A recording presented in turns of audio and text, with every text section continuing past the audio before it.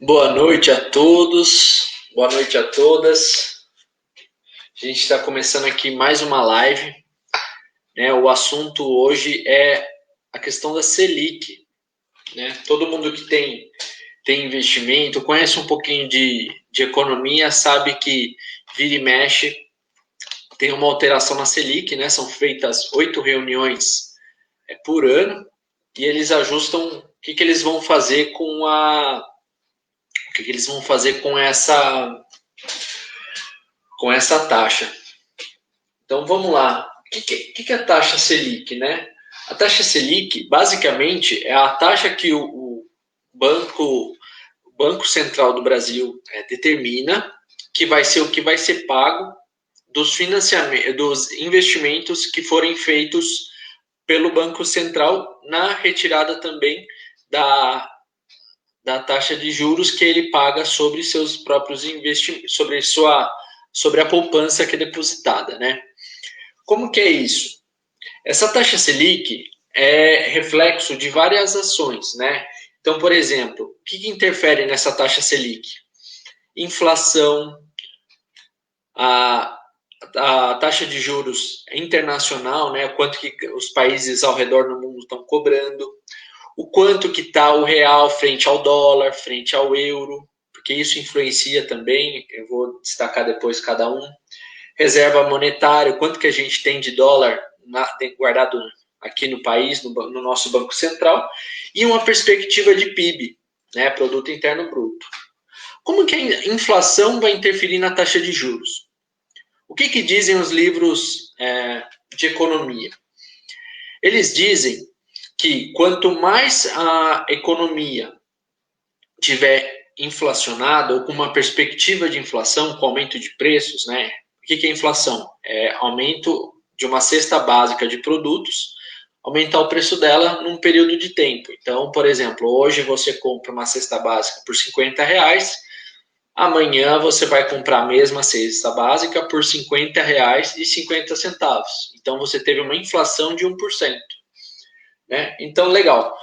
Então, eles falam o seguinte, quanto mais você aumenta a taxa de juros, menor é a inflação, pela perspectiva de aquecimento da economia. Ou seja, se tem muita demanda e a gente não consegue produzir os insumos para atender essa demanda, significa que vai faltar produto no mercado. É só lembrar mais ou menos o que aconteceu no começo da pandemia, né? Que faltava álcool, e aí o que aconteceu? Em todas as lojas que tinham álcool, o álcool que era vendido por R$ 1, em 2 dias passou a R$ 50. Então, basicamente, isso é a inflação. É isso que a inflação causa nos juros. Né? Eles aumentam os juros para fazer com que as pessoas tenham menos dinheiro e deixem mais dinheiro investido. Como que a taxa de câmbio varia? Né? Por que essa taxa de câmbio varia? Porque é o seguinte, quanto maior é a taxa de câmbio, ou seja, quanto mais desvalorizado for o real, significa que os nossos produtos, os produtos que são exportados pelo Brasil, eles tendem a ficar mais baratos. Né? Então, por exemplo, para produzir uma saca de arroz, por exemplo, custa R$ 100. Se o dólar está alto para a gente, né, significa que o real está baixo para ele, então para eles, para o mercado internacional. Ou seja, eles conseguiam comprar com US$ 100 duas sacas de arroz, agora eles conseguem comprar 4. Então começa a entrar muito dólar, né? E aí isso daí acaba interferindo no próximo item, que é a reserva monetária. Se entra muito dólar, acaba aquecendo também a nossa economia e os nossos produtos primários, principalmente nesse caso, né, eles acabam ficando mais interessantes, ou seja, compensa para a China comprar a carne brasileira. Né? Então, os frigoríficos aumentam a produção, sendo assim, aquece a economia. Se aquece a economia, aumenta a atividade econômica no país e pressionando a inflação, e inflação é inversamente proporcional à taxa de juros. Né? Então, apesar de toda essa volta, no final é isso. Então, ou seja, entra mais dinheiro no Brasil, o Brasil fica com muitos dólares guardados, e aí aí essa inflação acaba acarretando toda essa cadeia que eu tinha mencionado, e aí chegamos na inflação derruba a taxa de juros. E basicamente foi com base nisso que eles decidiram que agora em junho de 2020, seria muito interessante para o Brasil reduzir a taxa de 3% para 2,25%, ou seja, 0,75% de redução na taxa de juros, Selic. Agora, isso é bom ou isso é ruim? A título de conhecimento, a taxa de juros do Chile, por exemplo, que é um vizinho nosso, é de 0,5%. Tá? Então, só para título de conhecimento, ou seja, ainda compensa para o mercado internacional, pelo menos se eles tivessem que escolher entre Brasil e Chile, eles escolheriam colocar o dinheiro deles ainda no Brasil. Por quê? Porque paga mais pelo dinheiro deles, sem necessariamente correr risco. Né? Então, ele só está procurando onde que ele vai colocar o dinheiro que corra menos risco. Ótimo. Quem que define isso? É o Copom. São reuniões do Copom, né? Na verdade, são membros do Banco Central, representantes de algumas entidades que são relacionadas ao Banco Central, que eles analisam esses fatores e decidem o que eles vão fazer. Mas o né, esse é o que é a Selic. Agora, vamos falar um pouquinho sobre a Selic com relação aos investimentos, né? Porque eu acho que esse que é o grande lance, né? Como que o que isso afeta a nossa vida? Principalmente, né, em investimentos. Vamos falar da parte boa, né? Em investimentos, a taxa Selic é o que dá um patamar tanto entre os bancos, né? Vocês já ouviram falar sobre os fundos DI, né? Que na verdade, é um juros que um banco paga para o outro, né? Que eles chamam de overnight, que é para emprestar um banco empresta para o outro para ter dinheiro em caixa, para atender algumas regulamentações do Banco Central mesmo. Então, o que acontece? Quando você investe em algum fundo DI, que são principalmente os que são oferecidos numa carteira de qualquer banco, né? Inclusive dos novos aí, que são os digitais. O que eles fazem? Né? Basicamente, eles pagam um percentual desse DI, dessa taxa overnight. Então, alguns fundos cobram 110%, alguns fundos cobram 90%, pagam 90%. Então, você deixa lá vamos supor, R$100 em algum fundo DI, você vai ter um rendimento de 90% ou 110% do quanto ele pagar desse fundo DI, que é basicamente a mesma taxa da Selic. Esses fundos, eu menciono muito eles, porque eles, apesar de pagarem pouco, ainda normalmente tendem a pagar mais do que a poupança. O que é isso? A poupança, por quê, né? A poupança, ela paga 70% da taxa que for a Selic. Ou seja, ela vai pagar 70% desses 2,25%, que também é bem pouco, né, pessoal? Quando vamos comparar, por exemplo, com o crédito que a gente recebe se a gente ficar no cheque especial, a média do ano passado era de 12%, 12,5%. Então, você pega dinheiro emprestado do banco a 12,5% no cheque especial e eles vão te pagar por esses juros, né, 70% da taxa Selic, que agora vai ser 1,80, se eu não me engano. Então, assim, é muito importante que a gente acompanhar esses dados, né? E é importante também a gente conhecer as opções de investimentos que a gente tem enquanto a gente está, né, mesmo sendo um pequeno detentor de fortuna, né? Mesmo que a gente tenha pouco dinheiro, é importante a gente pensar onde que a gente vai colocar esse dinheiro. Porque, assim, todo mundo já ouviu a questão de é melhor você guardar vários ovos em várias cestas do que colocar todos os seus ovos em uma cesta só, né? E isso se reflete mesmo para você que tem pouco dinheiro. E é sempre bom fazer uma gestão de carteira, né? Mas isso daí eu acho que eu não vou entrar nesse momento, nessa live, na verdade. Mas é importante conhecer outros investimentos. Por exemplo, a gente tem os fundos que pagam, que são CDBs, né? São certificados de depósitos bancários. O que é isso? Você vai pegar esse dinheiro, vai investir no banco, você vai deixar esse dinheiro no fundo, e o banco, na verdade, o banco vai pegar esse dinheiro e vai colocar no fluxo de caixa deles e eles vão te pagar. Normalmente, eles vão pagar, vamos supor aqui, mas é basicamente o que se tem no mercado, eles vão pagar no máximo 120% desse DI, que vai ser 2,4%. Ainda é um juros bem baixo, tá? A gente está falando 2,4% ao ano, né? E a taxa de juros, como eu falei, do cheque especial no ano passado foi de 12,5% ao mês, né? Então a gente tem que ter muita cautela quando a gente for pegar um financiamento, não prestar atenção no nosso fluxo de caixa de casa mesmo, né? Porque isso vai influenciar diretamente no nosso patrimônio, né? A gente não pode desperdiçar dinheiro. Outras coisas que a gente consegue investir são letras de créditos imobiliários, LCIs, e agrícolas, que é a LCAs. Basicamente, você empresta esse dinheiro fica guardado por um certo período, né? Então, você vai ter lá 1 ano, 2 anos com esse dinheiro investido e eles vão pagar alguma taxa proporcional.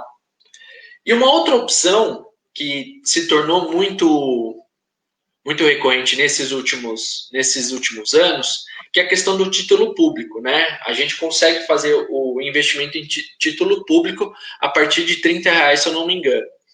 Então a gente consegue fazer esse investimento lá, que aí a gente tem 3 opções, né? Título pré-fixado, ou seja, define com a taxa de hoje. Pós-fixado, define com a taxa conforme ela variar nesse tempo, né? Então pode ser uma letra, por exemplo, a gente tem um título que a gente só vai receber em 2040, por exemplo. Mas aí ela vai variando de acordo com esse período, de acordo com a taxa Selic, né? Então essas são as opções nesse momento, que são as mais utilizadas. Normalmente a gente também tem as opções dos títulos variáveis, né? Que é investimento em ação, fundos de investimento que tem uma coisa mais arrojada, né? Que é você compra um pacote desse fundo e esse fundo pega o dinheiro de muitas pessoas, milhares de pessoas, e eles vão investindo, compra uma parte na ação do Bradesco, uma parte na ação do Itaú, uma parte na Gafisa, uma parte na Semig. Então essas são empresas que estão na Bolsa de Valores, mas aí eles vão comprando, né, para colocarem os ovos, né, em várias cestas e assim terem uma rentabilidade média legal. Talvez essa seja uma opção. O problema nesse tipo de investimento é que aí eles exigem um valor um pouco maior, então começa nos R$1.000 normalmente. E aí vai até 50 mil, e quanto maior o seu investimento, menor tende-se a ser a taxa de administração. Mas é muito importante conhecer as opções, né? Tem que ir no banco, ou pelo menos acessar o site dos bancos, verem as opções. Mas qualquer coisa, manda um inbox aí, a gente tenta ajudar. Eu não é meu trabalho, tá? Então seriam ajudas, mas não é uma consultoria. Só para falar. E é isso. Então, essa taxa Selic influencia no seu investimento, com quanto que o banco vai te pagar, o quanto que o banco ou as letras, né, de crédito vão te pagar pelo seu investimento, por você deixar esse dinheiro guardado ao invés de investir, ao invés de gastar esse dinheiro ou poupar. Vamos lá. O próximo ponto, né? Esse é um pouco ruinzinho. Por quê, né? Ninguém gosta de estar em em financiamento. Infelizmente, pessoal, a taxa Selic nos financiamentos influencia muito pouco, tá? Então vamos supor, você tem um financiamento da sua casa, você tem um financiamento do seu carro. Normalmente esses contratos são pré-fixados, né? Então a taxa de juros que você vai pagar é pré-fixada, ela não vai variar. Então, ou seja, a taxa de juros básica diminuiu, como diminuiu agora, mas ela não vai diminuir necessariamente o quanto você vai pagar de juros. Mas a gente tem a opção da portabilidade. Então, a portabilidade, ela possibilita que você entre em contato com outros bancos, com outras agências bancárias, e aí você consiga fazer esse refinanciamento. E aí você vai pagar um pouco mais baixo com relação ao seu financiamento. E uma coisa que eu queria compartilhar com vocês com relação a ser pré-fixado, né? Eu conheci uma história de um proprietário de uma empresa que ele dividiu a sociedade e aí ele teve o contrato de compra, né, de pagamento para o sócio dele era em dólar. Então, o que aconteceu? Quando eles acordaram, o dólar estava um valor X, que eu vou chutar aqui, que estava a R$10, a título de, só para exemplificar, estava a R$5, e conforme foi passando o tempo, o dólar foi baixando e chegou a R$1. E aí, ou seja, conforme essa pessoa foi pagando, ele conseguiu pagar e quitar. E a pessoa que estava recebendo, no caso, né, teve algum problema porque o dinheiro que ele achou que ele ia receber foi desvalorizado muito. Então, essa possibilidade é muito difícil de acontecer, porque hoje dificilmente temos contratos em dólar, mas é uma possibilidade, né? E a gente usar a portabilidade nesses casos, se você está nesse pré-fixado. Uma outra coisa que aí a título de conhecimento, de dica, eu acho que todo mundo que tem financiamento tem recebido do banco, né? E está sempre muito bem explícito, assim, eles fazem campanhas falando sobre a prorrogação, que você tem a possibilidade de deixar de pagar esse financiamento por até 3 meses, né? Então eles falam, olha, fica tranquilo, nesse período você não precisa pagar o banco, né? Nesses três próximos meses, ou 2, ou 1, você não vai precisar pagar o banco. Qual que é a jogada aí, pessoal? É muito importante a gente saber que o banco nunca te ofereceria nada de graça, né? Eles estão lá para ganhar dinheiro. Então, qual que é o importante disso, pessoal? Você foi demitido, teve alguma questão realmente problemática no seu dia a dia, você acha que vai retornar à normalidade? Ou você acha que não vai voltar à normalidade? Essa não é uma das melhores opções, tá, pessoal? Na verdade, não é uma melhor opção para nenhuma das medidas. Por quê? Porque você basicamente vai estar passando os juros, né? Você vai estar aumentando o seu tempo pagando esse financiamento. Tá? Então, por exemplo, você está empregado, se mantém recebendo a totalidade do seu salário, não, de maneira nenhuma, faz essa prorrogação, porque você vai pagar dinheiro para o banco à toa, né? Agora, se você teve uma suspensão, aí eu acho que já compensa pensar, e aí, obviamente, pensando nessa volta à normalidade. E tem uma redução salarial também, é uma possibilidade, mas eu fico, sinceramente, muito preocupado. Qual que é uma opção, né? Porque normalmente esses financiamentos eles são descontados diretamente na sua conta. Verifica seu fluxo de caixa, verifica que dia que o dinheiro entra, que dia que o dinheiro desse financiamento sai. E aí você pode decidir se de repente compensa um crédito pessoal. Tá? Crédito pessoal, pegando o número do ano passado, enquanto eu falei, né, o crédito do cheque especial, a taxa de juros era 12,5%, o crédito pessoal era de 5,9%, a média do ano passado. Então, é muito importante tentar ter esse planejamento para, se for o caso, você conseguir fazer usar esse crédito pessoal como uma alternativa real para o seu financiamento, para pagar esse financiamento, né? Agora, uma outra coisa, né? A gente teve uma atualização aí do consignado.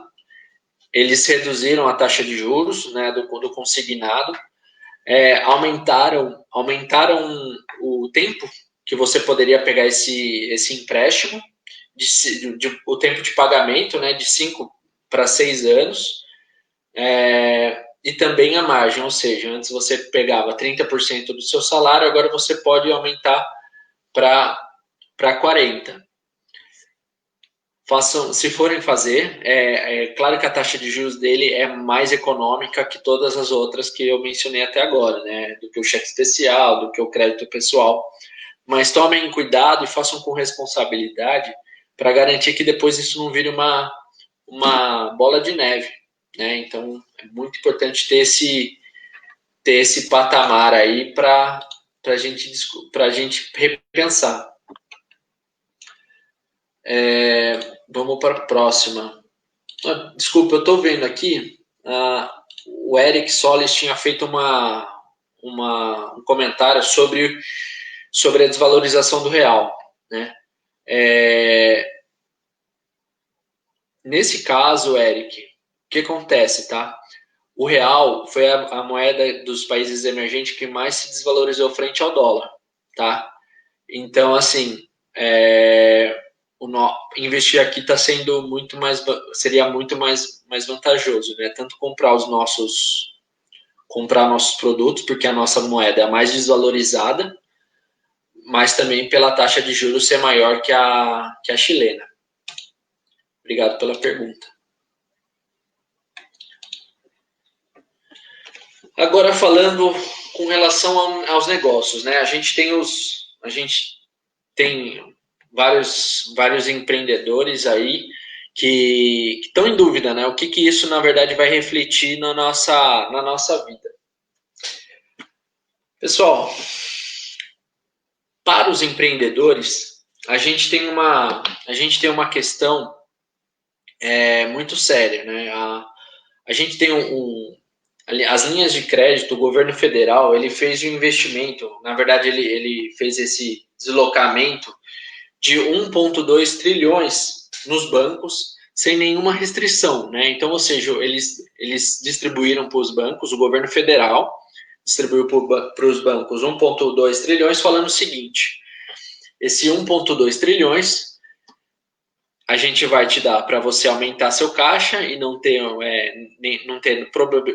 probabilidade de fechamento ou nada do gênero.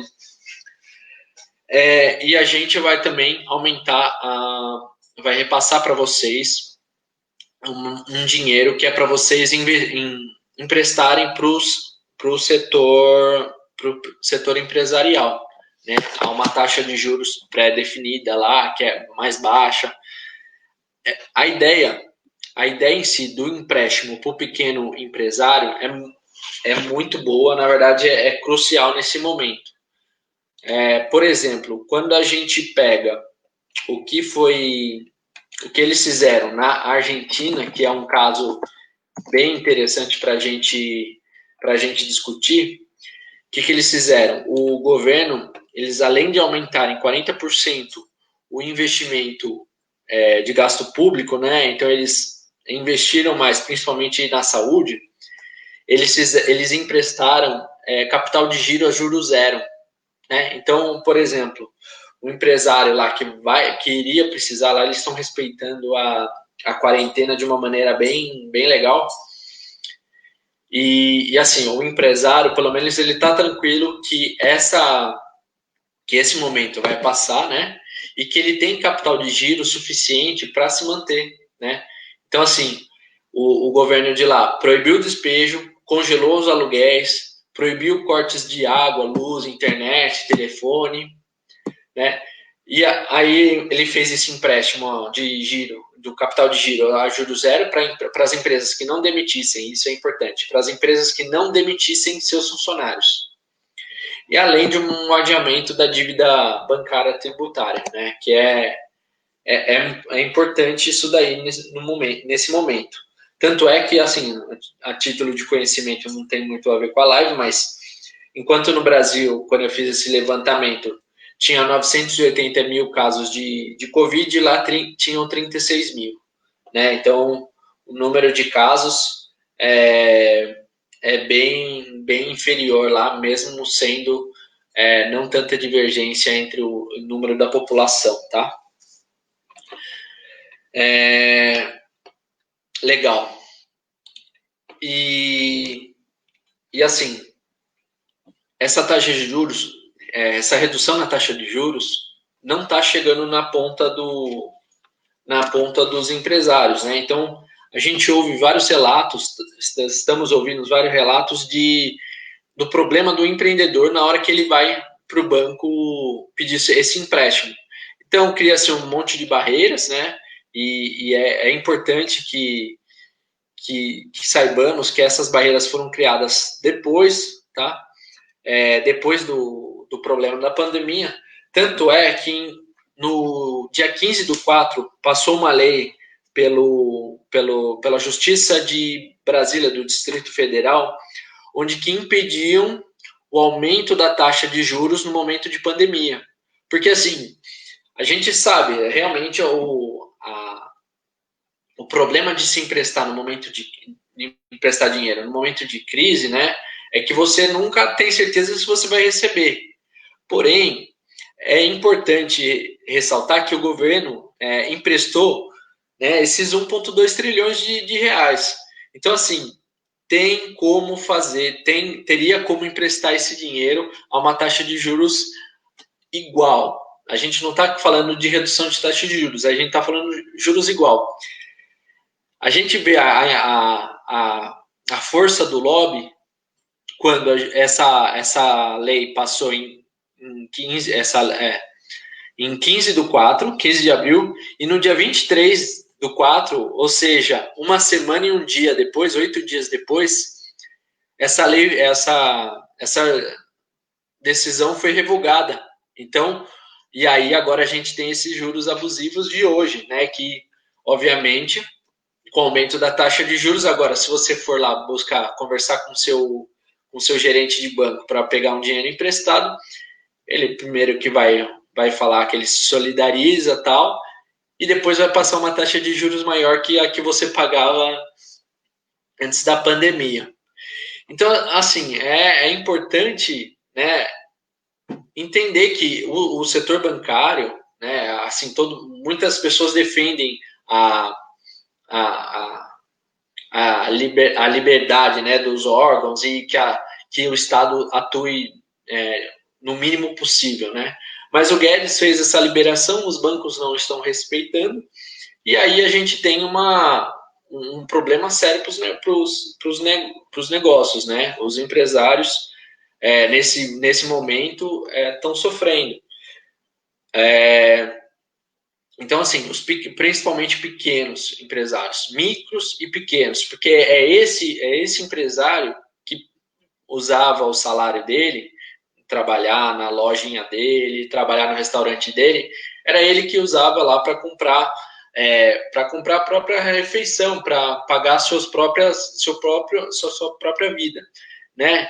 E ainda falando só para realmente prejudicar um pouco a imagem dos bancários, assim, já nesse ano de 2020, teve uma redução do CSLL, os empreendedores entenderão, que é a contribuição social sobre o lucro líquido, que são basicamente um pouco do dinheiro, uma parte do dinheiro que vai ser destinada à aposentadoria, que eles falam que não tem dinheiro. Nesse ano, teve uma redução da contribuição social de 20% para 15%. E sabe quanto que o governo federal vai deixar de receber? 4 bilhões de reais. Ou seja, com a reforma da Previdência que impactou todo mundo, impactou 10. Com essa redução, 4. Então, assim, isso eu estou falando só naquelas 4 principais, né? Itaú, Santander, Banco do Brasil e Itaú. Então, assim, pessoal, os empresários agora, principalmente os pequenos e micros, eles estão com a corda no pescoço. E, infelizmente, não estão sendo atuados, né? A gente não está trabalhando para resolver esse problema. Infelizmente. Por exemplo, para a gente ter uma ideia do que realmente resolveria, só que isso vai contra a agenda do Paulo Guedes, nosso ministro da Economia, seria um investimento direto na empresa, né? A gente tem o Banco do Brasil e a gente tem a Caixa Econômica, que poderia fazer esse empréstimo, igual foi feito na Argentina, a juros zero, né? No momento de pandemia, a juros zero. Nada mais justo. O pequeno e microempresário é quem mais emprega no Brasil, não são os grandes empresários, né? Então, é importante que a gente tenha isso em mente, né? Que a gente saiba que, na verdade, o governo está errando, né? Ao não fazer esse empréstimo aí a juros zero. Porque esse dinheiro que ele deu não está chegando na ponta, como nenhum dinheiro chega na ponta, né? A gente viu a questão dessa verba emergencial aí que foi liberada para alguns brasileiros, que na verdade chegou em 30% de todo mundo que pediu.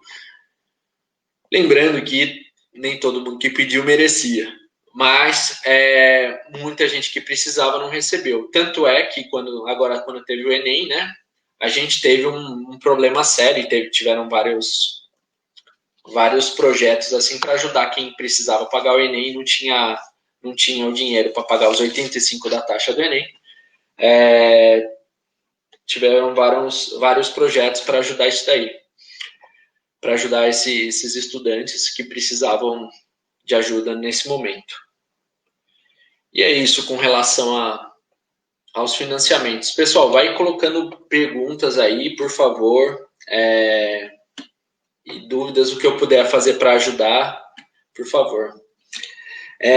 Sheila, qual é a melhor aplicação? Sheila, olha, a melhor aplicação é aquela que se identifica melhor com o seu perfil. Normalmente, qualquer banco faz uma análise qual é o seu tipo de perfil, né? Se você tem um perfil conservador, moderado ou arrojado.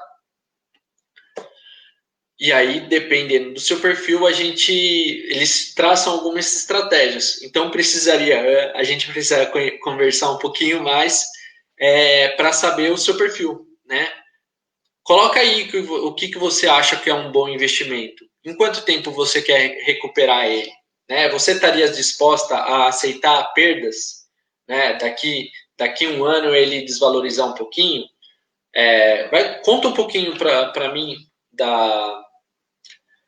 um pouquinho do que você acha que pode, o que mais te agrega. No final da live eu respondo um pouquinho mais direto para você, mas vai colocando tempo que imagina receber esse dinheiro de volta, aceitaria perdas,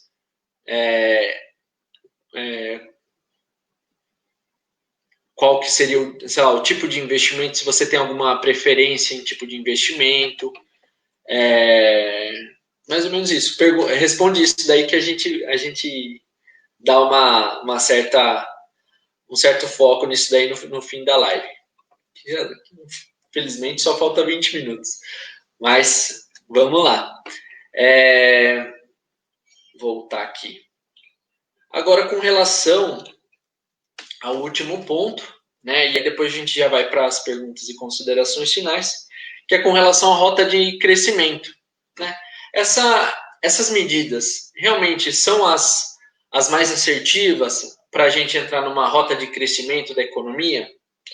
Para esse ponto, pessoal, eu acho que é importante a gente ter uma perspectiva até com outros países, porque no final acaba a economia é dividida entre os países, querendo ou não.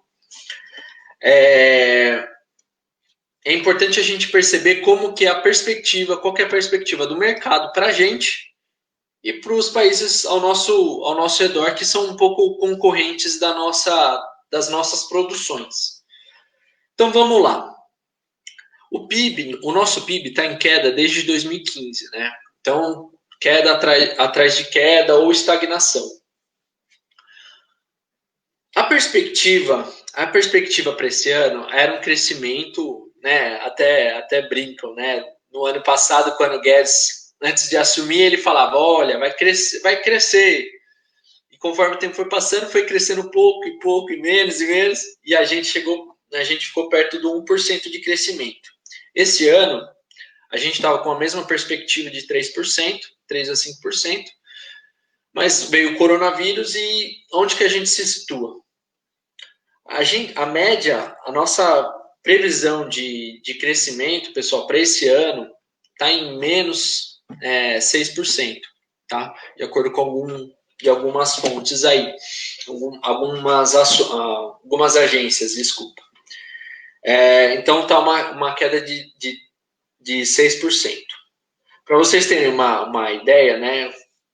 O FMI falou previu que a gente iria decrescer em torno de 5,3%, enquanto, por exemplo, a média dos outros países emergentes é de 1%, uma queda de 1%. A China, que é o maior emergente, né, ela estava crescendo uma média de 10% até o ano passado, o ano retrasado, o ano passado deu uma caída, e nesse ano a previsão de crescimento dela é 3%, mesmo com todo o coronavírus nascendo lá, né? Então a China 3%, a Índia, que é também um país muito populoso lá da Ásia, dá uma perspectiva de crescimento de 1,2%. Ou seja, claro que são os maiores países, mas ainda assim são um crescimento bem interessante. Agora, o crescimento para o ano que vem, que também é importante, de acordo com o mesmo FMI, a previsão é de 2,9%, ou seja, quase 3%, enquanto todos os emergentes, 6,5%, e a China, 9,2%. Então, assim, mesmo com toda essa agenda de corte de custo, desestatização, né, tirar o Estado no máximo da economia, que está sendo proposto pelo Guedes, a gente ainda continua correndo muito atrás dos outros países. A Argentina, para vocês, né, um vizinho aqui, a previsão do ano que vem é crescer 4,9%, tá? Então, assim, com os nossos vizinhos, com nossos irmãos, também estamos com uma perspectiva de crescimento pior, tá? E não tem a ver, tá, pessoal, com a questão dos governos anteriores. Nesse momento, esse estudo está baseado basicamente na nossa resposta ao coronavírus, né? Então a gente tem uma perspectiva bem negativa, tanto com as nossas ações, enquanto todos os países ao redor do mundo estão aumentando investimento em saúde, aumentando investimento para garantir que a economia continue girando, a gente está fazendo uma retração a título de conhecimento, enquanto o governo federal poderia gastar 100% de uma verba que foi destinada exclusivamente para o Covid, né, para o coronavírus, ele só gastou 20%, pessoal. Ou seja, o governo federal deixou de investir 80% de toda a destinação, ou seja, hospital de campanha. A gente viu o que aconteceu em Manaus, né? E com certeza, se havendo hospitais de campanha, envio de médicos lá com mais antecedência antes de chegar ao ponto catastrófico que chegou, você aumenta a circulação da economia. Então, por exemplo, vai chegar mais médico lá, vai precisar de mais refeição sendo entregues, né? O hospital de campanha precisaria de mais refeição. Então, isso acaba acelerando e agindo como um investimento anticíclico, né? Então, está um momento de queda, está caindo, o Estado tem a missão de investir para fazer com que pare de cair. É simples assim. E aí tem até um economista da Inglaterra, lá em 1900, que ele ajudou bastante com relação à crise de 29, ele falava, né, o Estado, em momentos de crise, ele tem que contratar uma pessoa para abrir buraco e uma pessoa para fechar buraco.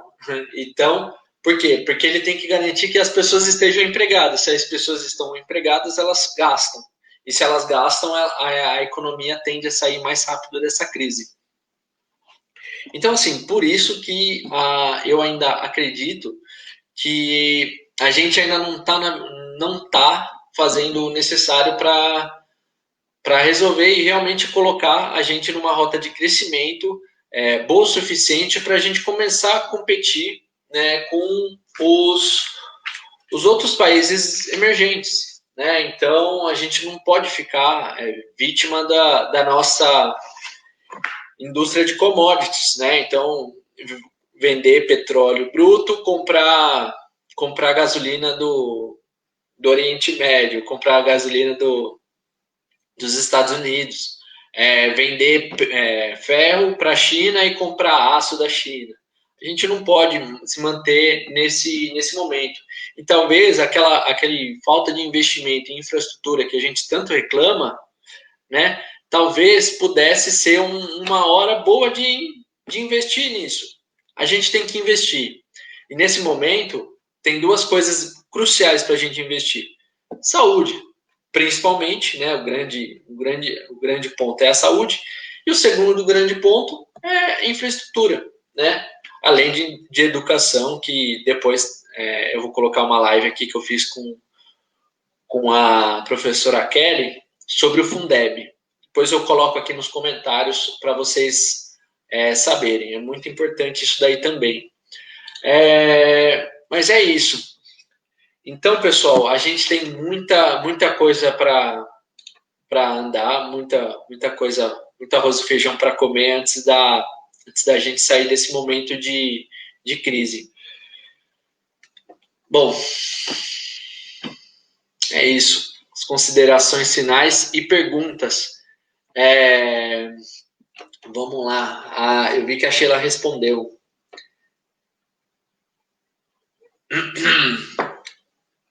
Sheila, vamos lá.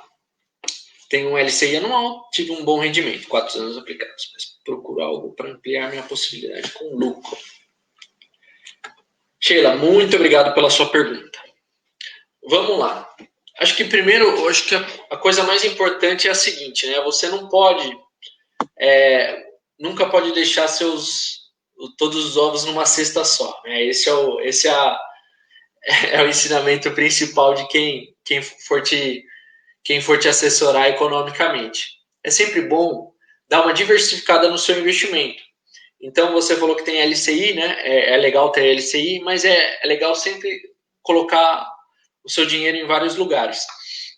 Então, o que eu recomendo, né? Dar uma olhada nos riscos que você está correndo. A LCI é muito segura, né? Então, tem uma questão de você levar esse tempo, né? Como você falou, 4 anos aplicados. É bastante tempo. Talvez fosse interessante você diversificar também com alguns rendimentos que você possa ter no interim desse tempo.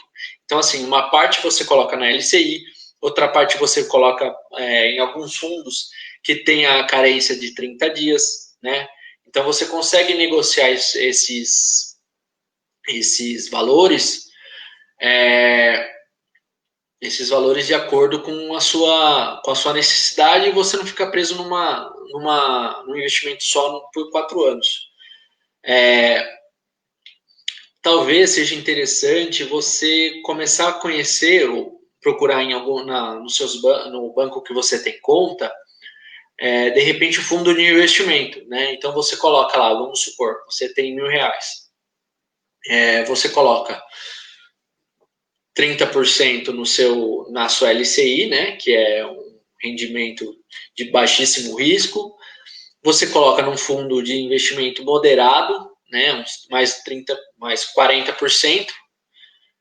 Uma outra pergunta que você não respondeu, o que você acha que é o seu perfil de investimento, né? Arrojado, se você aceitaria ter prejuízo, isso também influencia, tá? Mas, por exemplo, coloca 30 seguros no que é mais seguro, que seria essa LCI, apesar que eu prefiro mais taxa de tesouro direto baseado na inflação, porque é certeza que você não vai perder dinheiro, né? O seu dinheiro vai ser, por exemplo, 4% ao ano, mais a valorização a desvalorização da moeda, né? Que é a inflação. E aí você coloca 40% numa coisa mais moderada e 30% num fundo de investimento, de repente, que mexe com ações, que é mais risco, mas também tende a ter mais retorno, né? Mais retorno, mais risco. É bom salientar isso. E aí, conforme mais agressivo for o seu perfil, você pode também derivar mais para uma carteira mais arrojada, como essa de ação. Tem também a opção de investir em moedas estrangeiras, né? Que aí você pode comprar fundos de investimento que investem em dólar. É uma outra opção também. Legal. Espero ter respondido, Sheila. Qualquer coisa, pergunta mais que eu respondo. Vamos lá, Ana. Obrigado pela pergunta. Então, vamos lá. Como a Selic baixa pode afetar o câmbio? Isso aí eu tinha respondido no começo da live, Ana, que é o seguinte. A taxa Selic, ela acaba influenciando o quanto o investidor estrangeiro decide investir no Brasil. Por exemplo, se a gente pegar há 4 anos atrás, a taxa Selic era em torno de 12%, 14% ao ano. Tá? Então, o que acontecia? A gente tem, por exemplo, hoje, né, o Banco Central americano, ele tem uma taxa de juros perto de zero. Então, ou seja, eu sou um americano. O que compensa? Eu comprar até pela questão de diversificação, compensa eu comprar uma parte do Tesouro Nacional americano, que vai me pagar zero, ou, por exemplo, no Chile, né, que a taxa de juros do Banco Central lá é 0,5%, ou compensa eu pegar os meus dólares e investir no Brasil, que vai pagar 2,5%, 2,25%. Então, isso vai acarretar que vai entrar mais dólar no Brasil. Se entra mais dólar no Brasil, significa que ele está comprando em reais. Ele está comprando real. E aí é isso que vai acontecer. Ele tem que transferir o dólar dele em real para comprar o título público. E é isso que vai acontecer. A nossa moeda vai se valorizar. Então, entendeu? Ou seja, vai ter mais dólar no mercado brasileiro. Então é assim que acontece, é assim que é essa relação. No caso, né, que você fez a pergunta depois, com relação à deflação, importante lembrar o que é inflação, é a variação de preço de uma cesta básica de produto. Se for um aumento de preço, é uma inflação. Se for um decréscimo de preço, ou seja, a cesta básica custava 50, passou a custar 49, então a gente teve uma deflação. No caso da deflação, Ana, basicamente, o que vai acontecer? Nossos produtos vão ficar mais baratos. Isso, por exemplo, vamos colocar aí para a Argentina, que importa os carros brasileiros, né? Então, o nosso carro vai ficar mais barato para a Argentina, tá? E aí vai entrar mais dólar também, vai entrar mais dólar porque eles compram em dólar, tá? o comércio internacional é feito em dólar. Então, isso também acaba afetando a taxa de juros, né? Porque aquela coisa, se entra dólar, o nosso real se valoriza. Se o nosso real se valoriza, aí a gente acaba tendo um aumento, aquele Copom, né, que é quem regula, vai falar que as nossas reservas estão muito boas e que a gente pode aumentar a taxa de juros nacional. Mais alguma pergunta? A Sheila tinha feito uma questão relacionada ao plano Collor, né, a fase Collor, normalmente. Olha, eu acho que nesse momento não tem muita possibilidade daquilo que aconteceu voltar a acontecer. Por quê? Porque eu acho que naquele momento a gente tinha uma inflação muito alta, né? E foi o jeito do governo Collor na época sair daquele momento de inflação era congelar todo aquele dinheiro que as pessoas tinham nos seus bancos e para pagar suas próprias contas. Eu acho que essa possibilidade não existe porque a gente não tem inflação, né? Então, a partir do momento que a gente está com uma taxa de inflação de expectativa baixa, por exemplo, a expectativa para 2020 é uma inflação de 1,6%, 2021 3%, 2022 3,5%. É uma taxa de inflação muito baixa, tá? Eu não acho que gere realmente uma possibilidade de ter alguma coisa nesse sentido. As projeções, Ana, as projeções do próprio Copom, ele fala que há uma possibilidade de manutenção, então que não caia mais esses 2,25 por ano. Mas, sinceramente, eu acho que chega a 2. Eu não acho que passe de 2, mas que eu acho que chega a 2 porque, até pelo fato que eu comentei naquela rota de crescimento, eu não acho que a gente está fazendo o suficiente para combater tanto a pandemia quanto essa crise financeira que a gente está passando, né? Crise financeira fiscal, querendo ou não.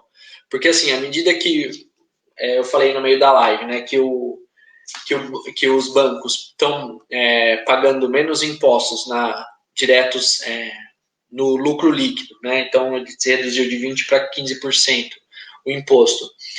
A gente tem uma perda de tributação de 4 bilhões. Então, assim, é muito complicado, né? A gente fala que o governo federal não pode pagar mais que R$300 pelos próximos 2 meses para as pessoas que vão passar fome, e ao mesmo tempo ele deixa de arrecadar 4 bilhões com o lucro líquido dos bancos. É muito complicado isso. Então, essas não são ações. Como ele está deixando de gastar esse dinheiro, deixando de receber e deixando de investir esse dinheiro, eu acho que não é anticíclico, né? Eu acho que a gente não está fazendo o que deveria ser feito para sair da crise. E isso faz com que, caindo a perspectiva de crescimento da economia, cai também a possibilidade de inflação. Se cai a possibilidade de inflação, cai alguma possibilidade de aumento e manutenção de taxa de juros. Então, eu acho que chega a 2%. Mas é um achismo. O relatório do Copom diz que a previsão deles é manutenção em 2,25. É isso.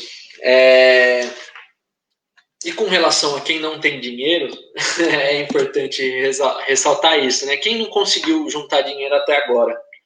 É um momento complicado para todo mundo, mas tenham calma. Vamos torcer para que o governo federal enxergue a catástrofe que eles estão fazendo, no sentido de não aumentar esse auxílio emergencial, né? Voltar no mínimo R$600 que que é o mínimo necessário para alguém viver. Na verdade, a gente sabe que é 2.400, mas ainda de acordo com o Diese. Mas ainda assim, vamos torcer. Quem tem algum dinheiro não está conseguindo guardar, mas está empregado, a primeira coisa que você precisa fazer para conseguir guardar dinheiro é saber onde você gasta. Essa é a palavra crucial, saber onde você gasta.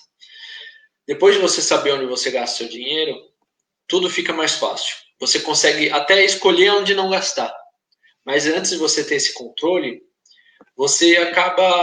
seu dinheiro acaba saindo da sua carteira que você não vê. Então, atitude 1, se você quer guardar algum dinheiro nesse mundo cheio de complicações. Controla o dinheiro que entra, controla o dinheiro que sai. Como ele entra, como ele sai. Tem vários aplicativos que você pode consultar na internet. Particularmente eu uso Minhas Economias. É simples, não paga nada. E você tem algum controle. Se você não usa cartão de débito, se você não usa cartão de débito, usa aquela papel e caneta, que é a melhor solução nesse caso. E é isso, controla. Depois de controlar, vocês vão ver que vocês vão até conseguir guardar. E é isso. Muitíssimo obrigado por todo mundo, pelas perguntas. Sheila, Marlene, Ana, Claudimir, o Eric, Felipe, para as pessoas que curtiram, para as pessoas que compartilharam a live, compartilharam os vídeos antes e depois. Acompanhe a gente A gente sempre costuma fazer uma conversa mensal sobre financeiro. Se você acha que lives assim são melhores, né? São mais interessantes, saber como guardar dinheiro, saber como investir dinheiro. Se vocês querem saber um pouquinho mais disso, coloca aí no seu comentário e coloca para curtir e compartilhar essa página. Vira e mexe, a gente está falando sobre assuntos diferentes. A gente fala sobre... semana passada a gente fez uma live sobre educação, retrasada a gente fez sobre pessoas com deficiência. Então, cada semana é uma novidade. Fica antenado aí com o que a gente colocar. De novo, agradeço, né? 9h da noite. Muitíssimo obrigado por toda a participação. E até a próxima, pessoal. Espero que vocês tenham gostado. Até mais. Tchau, tchau.